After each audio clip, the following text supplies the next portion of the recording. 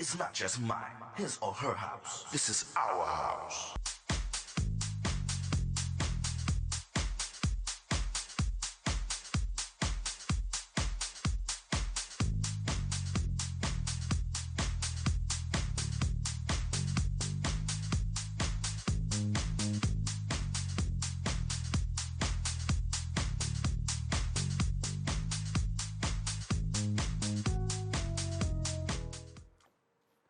Hello, everyone. My name is Tyrone Lowe, and this is my show, The Legends.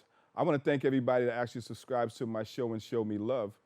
We're actually in a TV studio right now, and I'm with a great friend of mine that I've known for years. And I bring to the House of the Legends Mr. Bowlegged Lou. Hey, what's up, Lou? What's up, what's up, what's up? I'm so happy to be here on your show, Ty. Thanks a lot, Legends. man. The last time I was here with my brother Paul Anthony, who you're going to be doing an interview in the future, right? Because he's got a great solo project, rocking and rolling. And the late Kango Kid was here as well. Most Of definitely. UTFO, who's a Yes. legend. So I'm very glad to be interviewed by myself on your show. But guess what, Ty? What? Forget me being interviewed, brother. I want to interview you. You want to interview me? I want to interview you. Okay. Because, listen, everybody, for those of you that don't know, this man here, the host of the legendary show, The Legends, dear friend of mine, we go back since public school, 255. That's it. Tyrone Lowe, this man is a legend himself. And he's always giving props to everybody else. And he's getting ready to give me some solo props, which I want to still do an interview in the future. But I just want to interview you, my brother. All right? I did this before with Bobby Simmons of Stetsasonic. Bobby Simmons of the legendary group Stetsasonics brought me on his show to interview me. I turned the tables and I did an interview on him. So I want to interview you because I'm pretty sure a lot of people don't even know that you are truly a legend, my brother. And I'm so proud to call you my friend. Okay? Thanks a lot, Lou. I appreciate it. All right. So let's get into it, my Let's brother. get into it. Let's get into it. Tyrone Lowe. How did you start? When did your love for music start? I remember one day I was on Kingston Avenue In Brooklyn. in Brooklyn, and we used to actually wait for the school bus on Kingston and Bergen. Okay. It's freezing out there one day, and I remember that I came up to your house one day, and you guys were singing. Okay. Your father was actually conducting you guys. You guys were the amplifiers at the time. Back in the day, we used to be called the amplifiers instead of full force. So apparently, my love came when I was actually somewhat seeing you guys come, doing your musical thing. Really? I didn't know Actually, me and my sister, we played piano. that. Okay, Ruby. And Ruby, and we started getting into love for music. But I met a guy in Long Island one time, and What's he's his like, name? his name is Lawrence Wells. Lawrence Welk, the great Wells. conductor back in the day? Wells. Okay. Lawrence Welk. Go ahead, Lawrence No, Wells, go ahead. But apparently, Lawrence had all these gadgets, and before they actually became more digital, at that time they had the 4-track cassette player and the keyboards. And he's like, "Well, Tyrone, I want you to play something." So I played something for him, and then I noticed that after I played it, he recorded it. So I'm like, "How did you do that?" So it was a tap scam 4-track cassette player, and he said play something else, and he added it onto it. Okay. So he taught me production in the sense of doing it. So of course, Granny, even though I got on her nerves and stuff like that, she Boy, said, did you get on your grandmother's nerves. May she rest in peace. A Right. great woman. She was always worried about Tyrone. she was, and I started to get my own stuff, and I started recording and stuff like that, which took me to the point where music was a little bit different right then and there. I was doing more like ballads and stuff like that. Okay, when you say you was doing music, what do you mean? On the production end? Yeah, on the production end. But you started that before you went into DJing? In a sense, yeah. Really? Okay. The DJing part is something that just happened because we used to have parties in the basement Right. all the time. Right. And we rented out the basement one time, and this guy told me, "Listen, the record's ready to come off." He said, "I want you to put the record on." So I'm like, I did it, but it had a certain type of feel to it. So that's when I said to myself, this is something I really want to do. Because he said, "I'll let you play a little bit," and I played. But at that time, we weren't mixing at the time. We Okay. were just one record after another. Right. And then from there, DJing took me to the point where I started getting my own equipment, like Granny again. You know, 'cause I used to borrow everybody else's stuff. So she said, you know what, we're going to the bank. And we ended up spending more than we really supposed to, because when you came out of the basement, I had a wide variety of equipment. So I started playing in like after hour spots on Nostrand Avenue. Then I was introduced to Grandmaster Flowers, where The legendary Grandmaster Flowers. where he actually took me into Club Ecstasy. Club Ecstasy in Brooklyn. And I started playing there. And after that, it took me to a whole different other places, man. Copacabana. Copacabana. Yeah, I did Club Prince, the Club Old Prince. Town Hill too. I started working for like Elmo Christian, building Elmo Crispin, legendary promoter, Elmo. William Day. William Day, You know, Kenny P. Floyd. I was doing stuff like that. I did a place called Laughs 2, Laughs too. where I met Kevin Woodley. He came down there that night. Kevin Sugar Daddy Woodley, another And, legendary DJ. And From Bentley's? I met him through my friend Shamar, DJ Shamar, Gary Morton. And then from there, man, by network, it just took me to different other places where I started playing all over the world. What was your name? DJ what? Well, when I was doing the parks in Crown Heights, I was DJ Star. DJ Star. Everybody remembers DJ Star. You know, I we mean, you did- was all over the place, Ty. Yeah. And I was like hearing about you. I'm like, man, this is my friend Tyrone Lowe all over the place. And your DJing was basically local because it was in the 5 boroughs, correct? All right. over the place. Yeah. But then, my brother, people started flying you out to France and to London, Yes, England, yes, yeah. and to Paris, and Yeah. to, you was DJing all over the world. Yeah, I was. You I was know? fortunate to meet a lot of people all over the world, man, because it enabled me to get a whole lot of music that a lot of people wasn't getting. So when I was playing them in the States, they was like, where did you get that from? I said, well, these are actually imports, you know, and I started going back into the studio from there. I took a break from DJing for a little while. Then I started getting more in production where I was doing actual remixes. I did remixes with you guys. Right. CeCe Peniston. I did Patti LaBelle. Actually, Float On. That was my first one. Right. You know, I remember I got on my bike that day and I said, listen, I'm going to take that. I went to Lenox Road and I said, listen, you guys have to listen to this. And it was I did great. my first thing on Float On. And the Float On featured not just Full Force, but Method Man, Right. Silk the Shocker, Yes. Funk Master Flex, my son Lou Star. Right. So you did the damn thing too. And so I started doing other people's projects where I got a hold of their acapellas and I started actually doing production. Alexander O'Neill, Sharon Red. Yes. I did a Levert thing that was actually a bootleg version of it, and nobody really got a hold of it, but I would play it. You know, I would take other songs and just take the original songs and I would just put vocals on top of it Got and it. sync them into the point where it makes sense. It's not just mine, his or her house. So apparently, you know, from there, man, my life just changed into the music world, you know. And then from there, you know, I had a like for doing videos, but that didn't come into play as of yet. You know, I started doing photography. Now, my cousin used to live down the block, Floyd, and he was heavy into photography. So he was like, listen, man, you know, you need to get into this. And I was like, no, I'm not really interested in this. But for somewhere along the line, I got a calling for doing it. So I took a course at BronxNet, where I'm at right now, and I became an actor. You took a course here? Yeah. For photography? Yeah, I went to college here for the course, and I started being a cameraman here. You know, doing everybody else's shows, The Essence and whoever. And apparently, from there, man, I started doing videos. Did you learn to be a videographer from here? No, too, I started doing that BronxNet? on my own. Okay, so I bought- photography and video. Again, I invested in my own equipment. Because he's rich like that, ladies and gentlemen. Stop He hit the lot. stop he hit, telling my he, He hit business, the man. lotto many years ago, and he's super rich. Okay, can you give me $1 after this interview? Yeah, I give you 50 cents, man. Thank Yeah. you, thank you, I might thank give you. you a bonus. Thank you so much. But like I said, man, you know, I started to get into photography, and again I started investing in my own equipment. Got my first camera, my own cameras, and I started actually acquiring different softwares. Okay. Where I was actually taught how to actually do different photo shoots. I did a photo shoot with Paul not too long ago. You just did a photo shoot on my beloved brother Paul Anthony. Yes, I did. Also from Full Force. And Paul's working on a great solo project that we're all supporting him in. And Ty did a magnificent photo shoot on him. You know what I mean?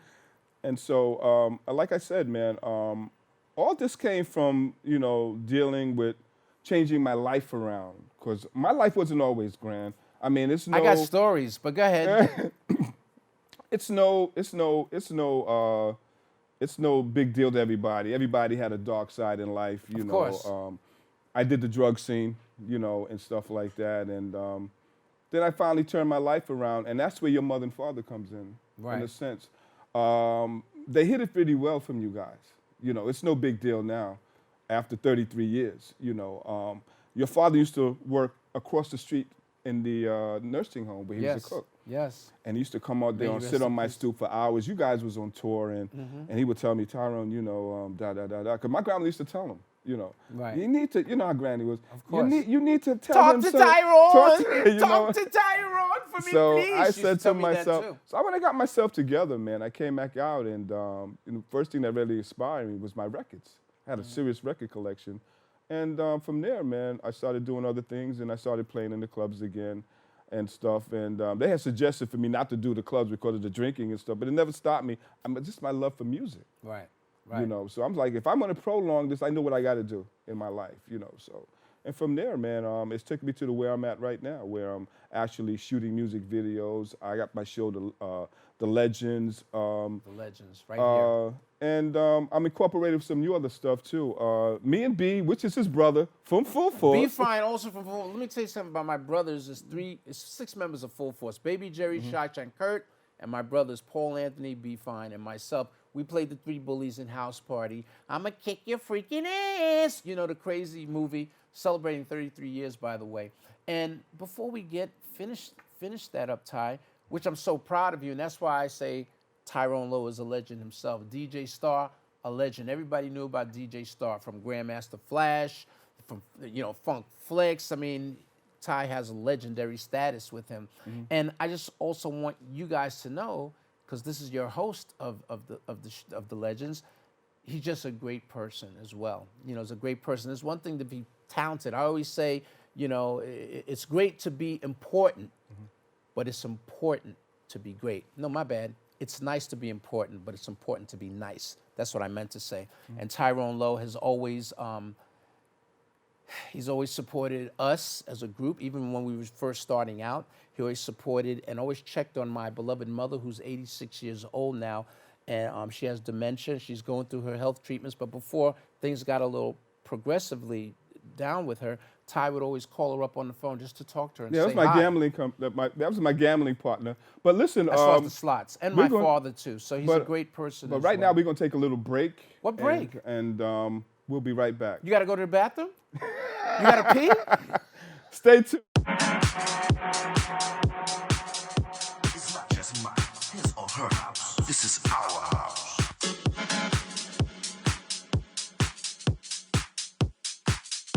We got some fun people in the house tonight.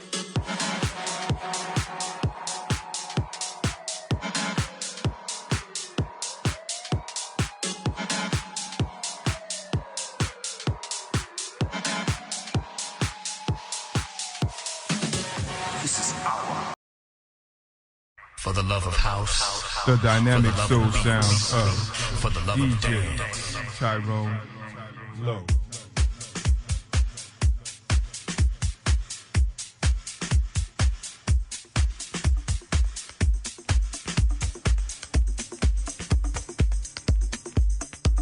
DJ Tyrone Lowe.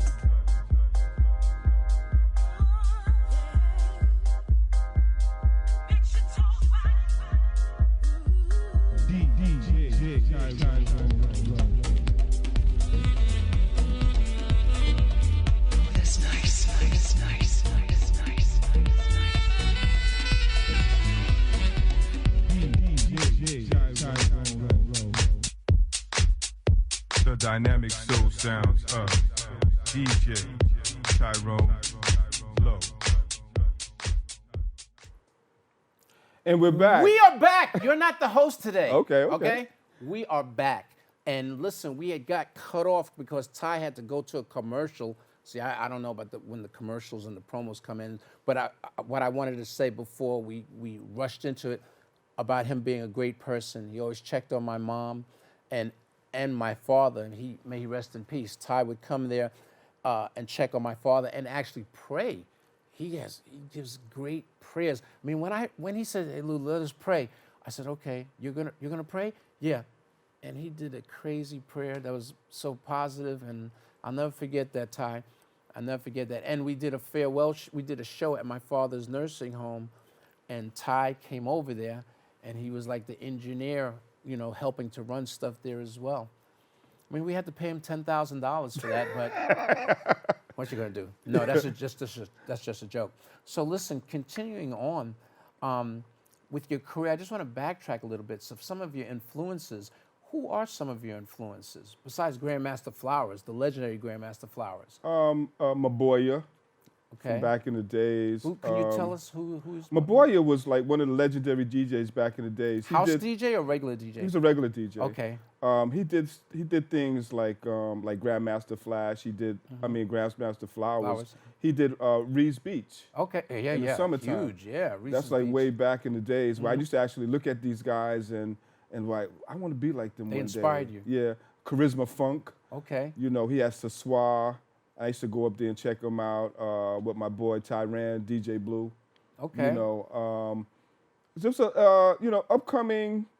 There's a lot of upcoming DJs that really influenced me because, there's my man RJ, which is like a brother to me. He's out there, and these guys really inspire me. And they's like, Ty, they always they say I see you traveling. I see you do this and that. Put me down, man. Put me down. I'm like, Wow. oh, I put him down. Yeah. It's not a problem.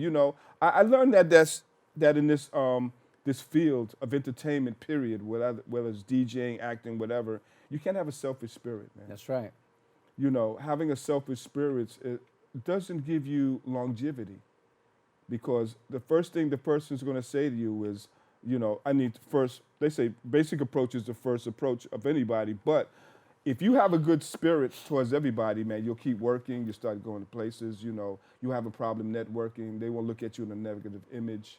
They have some people out here that's just all about themselves, and they wonder why their back is against the wall and nobody wants to be with them no more, because due to the fact of them being selfish. It's always good to share. It's most always good to definitely, yeah. network. It's always good to inspire one another. You know what I mean? No room for jealousy or competition or whatever like that. You know what I mean? Mm-hmm. You also was inspired by my cousin, Yeah.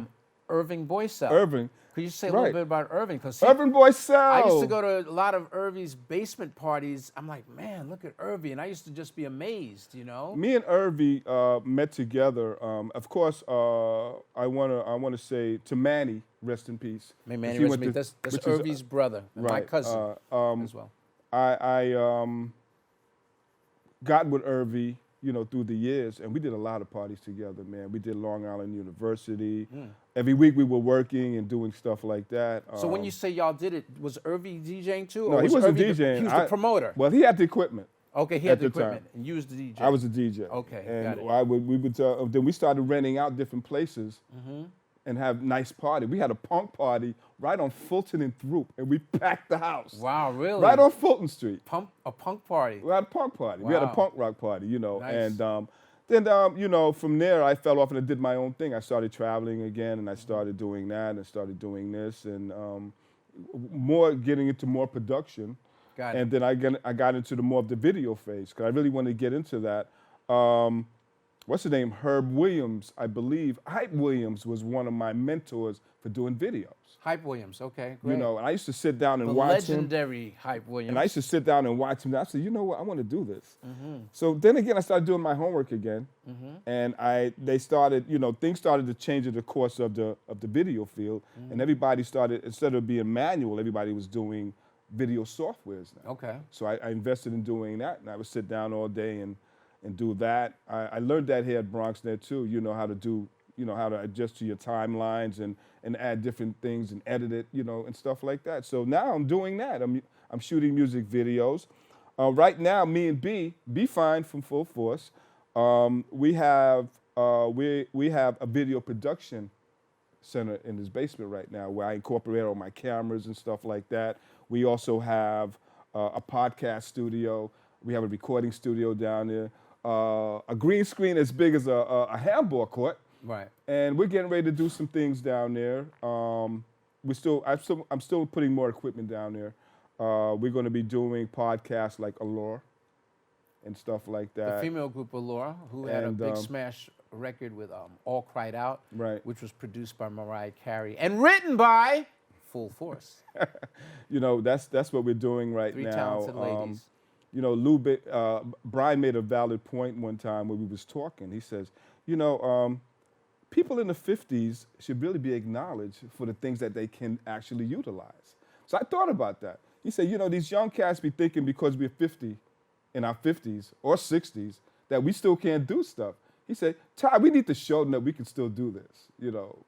So I packed up my truck one day and I said, you know what, I just started bringing cameras down there. I got like 4 cameras down there that we're working with. I'm bringing more stuff down there. I got more lighting that I'm bringing down there right now. And then speaking of Paul, I'm going to be dealing with Paul on a solo level because, and before I even get into that, I'm going to talk about the upcoming project that I'm working with, the new Full Force album, which I'm actually working with right now. I have 2 tracks right now that's actually going to be spontaneously beautiful. You know, they're not going to sound like the old Full Force from years ago. This is something that's going to be a little bit more upgraded that I'm working on. We haven't laid down the vocals yet, but it's coming.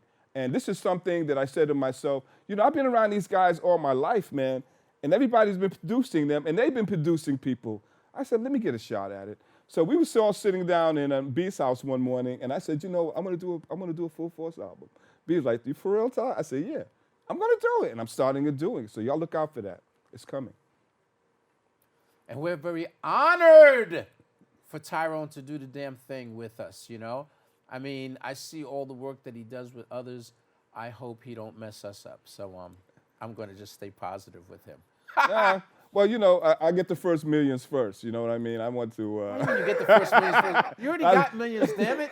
I told y'all he hit lotto a long time ago. You know, I have to say that through this whole journey of what I'm doing, man, it's very, you know, when I look at myself and my playbacks of the people that I've actually interviewed, like Najee, Tony Lee, Full Force, Black Ivory, Little Anthony and the Little Anthony and the Imperials. you know, Imperials, Paula Brion, and the list goes on and on. Yes, you've done some. Did you do Melba Moore yet? Yeah, I did Melba Moore. Yes, indeed. I did Melba Moore. I did. I'm trying to get a hold of Freddie Jackson, but he's always doing something, and the list is coming on and on. Right. You know, I'm grateful to the point at this point right now that I do the Legends. I don't really have to go out there and look for too many people. They're emailing me. Like, your show is like really, you know, great. My show right now is showing all 5 boroughs in New York City. It's in the UK, which you can catch me every Wednesday. I'm also in South Africa right now. And shout out to Yaya Diamond, you know, which is also a good friend of mine. We're putting things together for, you know, so we can have a better reach as far as what we're doing. And I got to say, through the grace of God, I am very grateful.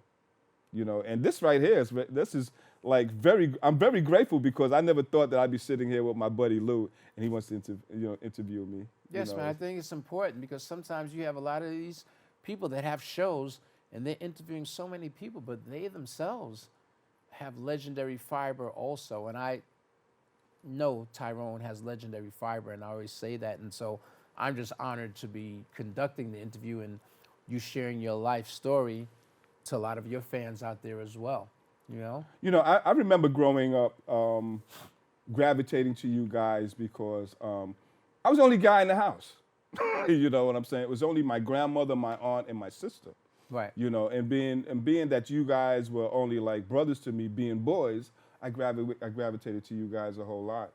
Your mother treated me like I was her son. Right. You know, she would tell me, yeah, well, you act up, you know, I ain't gonna treat you no different than, you know, I remember when we moved to Lenox Road. I forgot what happened, but she told me, she said, y'all, you might come here and I'm gonna treat you like my son. Whatever I do for them, I'm gonna do to you.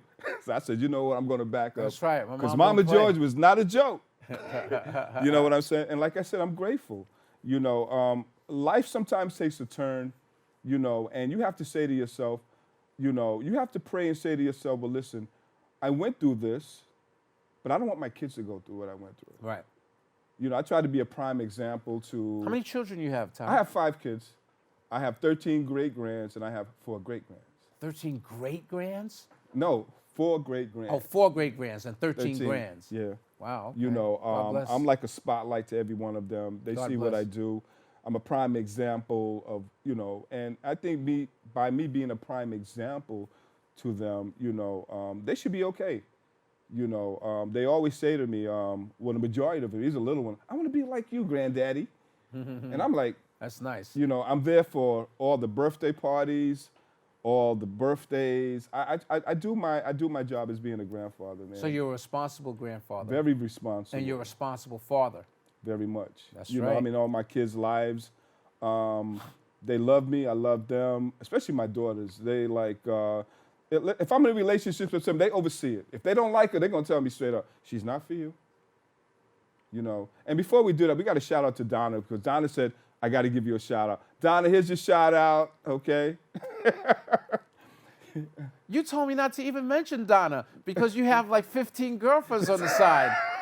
I don't know, Donna, what the hell? Lou. Donna, you know, Donna's cracking up right now, so it's all good. You know, like I said, man, I am very much honored to be interviewed because I never thought I'd be interviewed. Yeah, you man, know, but it's and- good for you to tell your story.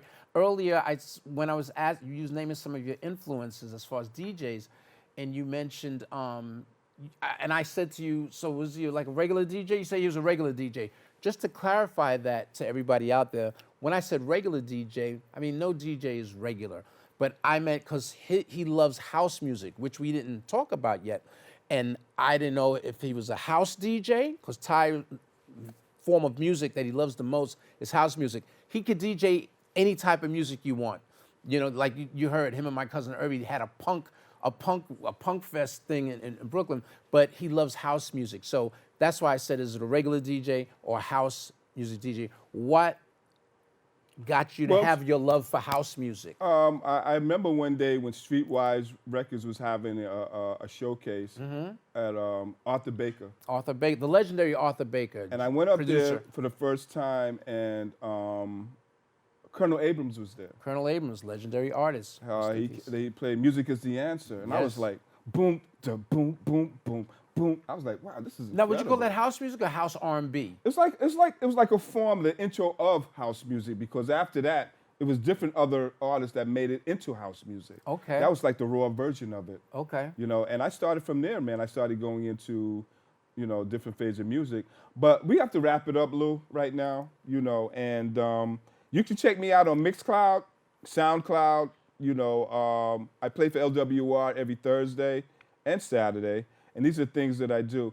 But this has been another T-Lo video production, and I can't say that, I can say I'm the guest, and he's the host today, my friend Bowlegged Lou. Thank you so much, Lou. I love you, man. I want to say to everybody out there how much of an honor it's been for me to interview my beloved friend, the legendary Tyrone Lowe. And for all of you out there that have a dream of life, it doesn't have to be music, but everything, always never give up. Ty never gave up. I never gave up. We never gave up. It's the same for you. Anything you want in life, you could do. Just stay strong and knock down any negative doors. And may all the positive and optimistic things in life forever be yours.